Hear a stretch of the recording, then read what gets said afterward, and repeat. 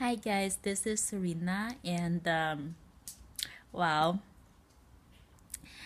I wouldn't imagine I could be get back on track and start making videos again, because some of you may or may not know that I just had a very not quite so pleasant episode in my life, and long story short, it was just an ending of a relationship, which was just laid out perfectly in my life, and it was it was not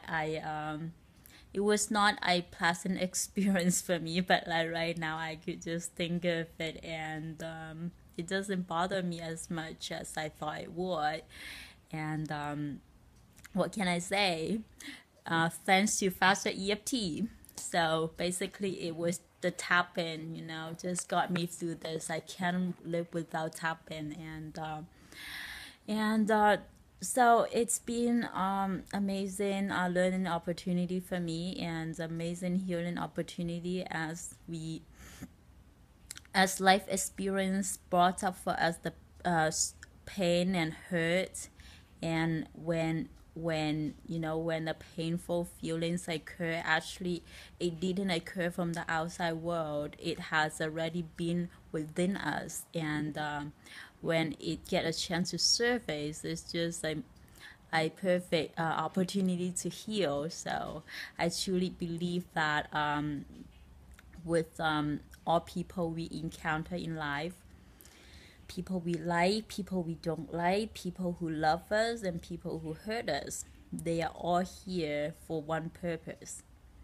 Is to help us to see who we are, and it is to be here to help us heal. So yeah, and it didn't surprise me that I could be healed. I just didn't expect that I would be okay so quickly, and especially some of you who are in the Faster EFT inner circle, some intimate detail about what I've been through.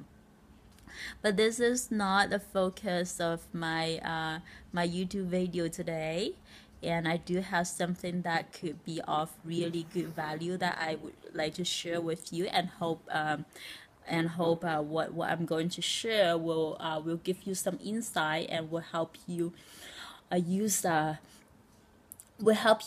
tool more effectively when you're healing yourself, or when you're in session with clients to help them heal. And in this video, I would like to talk about how to let go more effectively, and the difference between reliving our experiences and releasing our experiences. So I will phrase that again. It is the difference between reliving or releasing. So basically, when we relive an experience, we don't make it better. We don't get shifted.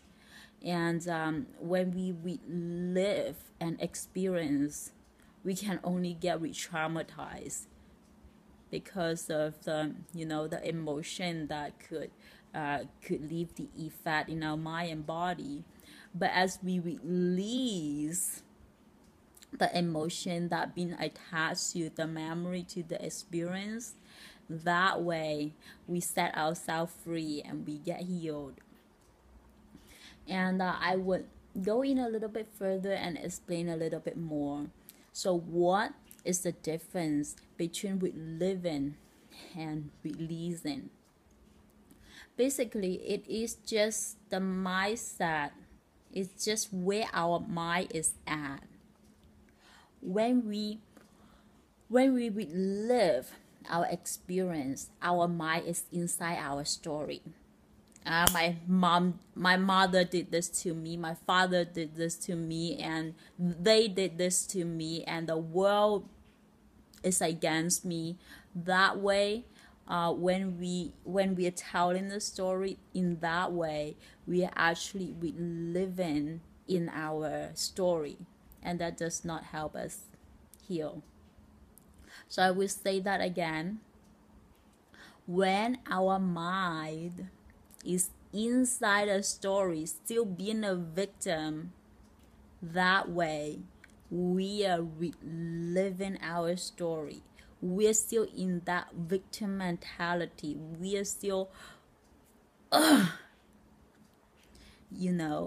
we are still very attached to the experience and attached to our story.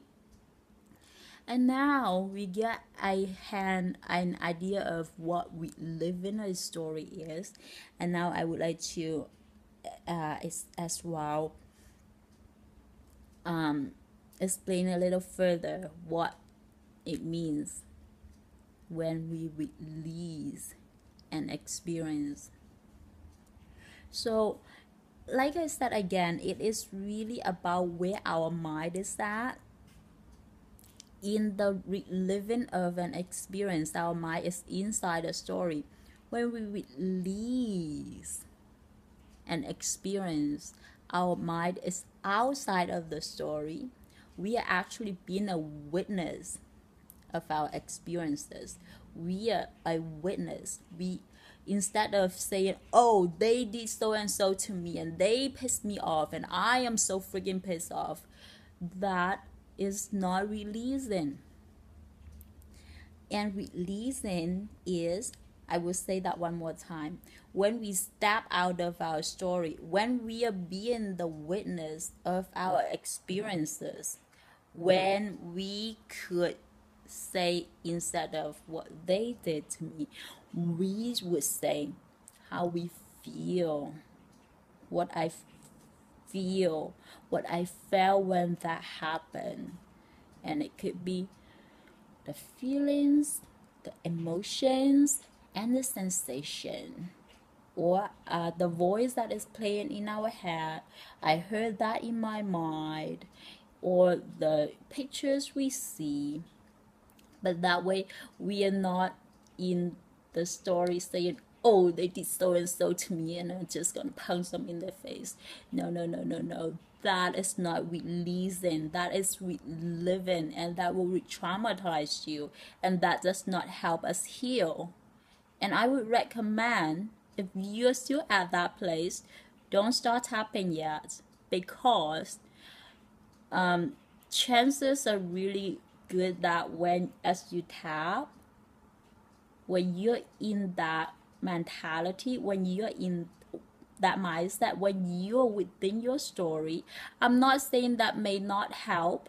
I am just saying that because I'm just saying that it could help you confirm. Confirm. Am I using the right word? Affirm. Yeah, it would actually help you affirm your anger, your frustration, because you're living in the story. And what the tapping does, it helps us integrate our experiences. It helps us integrate our feelings and emotions. And when would be a good time to start tapping? And that is the time when we already step back from the story, when we are outside of the story, witnessing our experience in the story, having that emotional intelligence. We could feel what we feel. I feel such. I hear such. I see such a picture in my eye, and them and only them starts happening, and you will find that you will work through your issue much easier. And as you come to me as a client, as I am in session together with you, my job is to help you step out of your story, become the witness of your experience, and then we will do some great work together, and then we will release the emotions, the beliefs, and then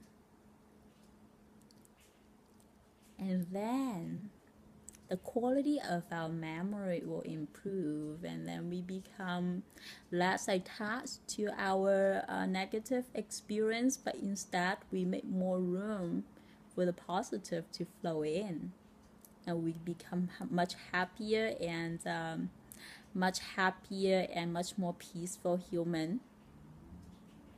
And that will be all right. Okay, guys, have a good evening, and everything will be all right, and I'm here with you, and this is Serena, and I love you lots. Bye bye.